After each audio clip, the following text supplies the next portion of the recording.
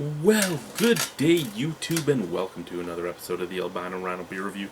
Today you have the Rhino, and we will be looking at a beer. This beer is from the Perth Brewing Company, Perth Brewery, sorry, in Perth, Ontario. This is Budbuster IPA. It is 5% alcohol.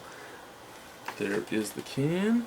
Now, all Perth Brewing Company brewery cans are the exact same can with a sticker on it. So they make them all at 5% alcohol, which is kind of surprising.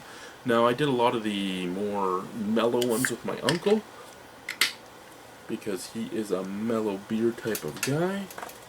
So let's check how this Budbuster IPA does, shall we?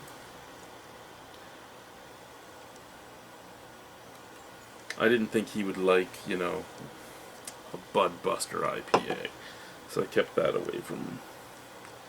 I cleaned this glass before I went on vacation. Okay, I got the bottle brush and everything, I cleaned it all out, and then I brought it downstairs and I put it on the table. And when I put it on the table, I didn't put it upside down, I left it up this way. So there is some dust particles that have made their way into my beer. Well, into my glass. But that is a beautiful looking beer. Bright ruby red, big head, an off-white head, big bubbles, nice snap crackle pop smell.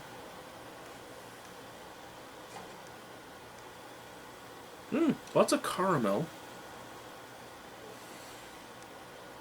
Caramel, pine, touch of grapefruit, and a touch of lemon zest. That actually smells really nice. So let's try the Budbuster IPA. Cheers.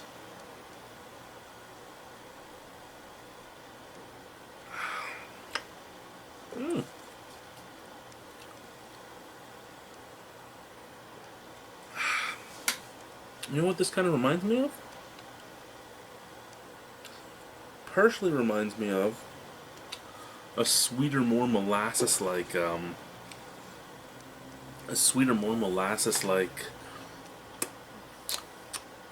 Hops and Robbers or Augusta Ale. Basically like a pub IPA. It is a little more hoppy than both of those as well, though.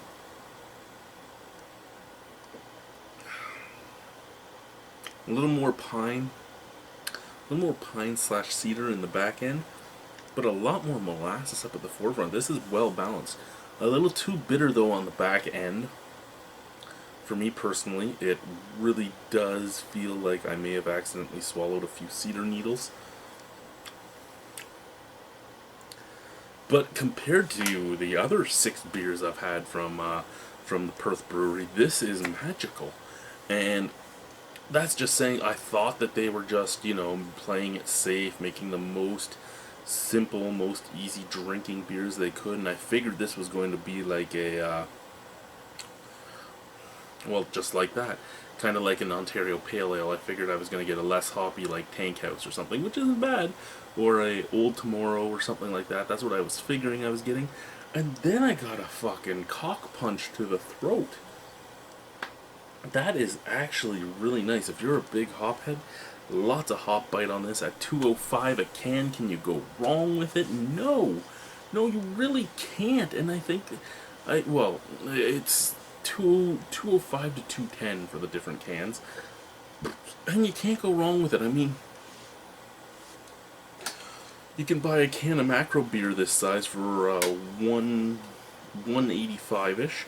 Or you can buy this for $2.05. You know what? The extra 20 cents? Well worth it, guys. I mean, a 12-pack of Perth Brewery beers cost me $25.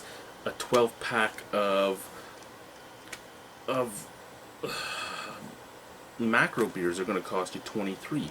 So in all honesty, that extra $2 makes this well worth it, and it's really easily accessible to most people. This one isn't, but everything else I've had from them was. So on this, I will give this a 6.75 out of 10. I think it's a really good beer. It's just too bitter on the back end for me to drink personally.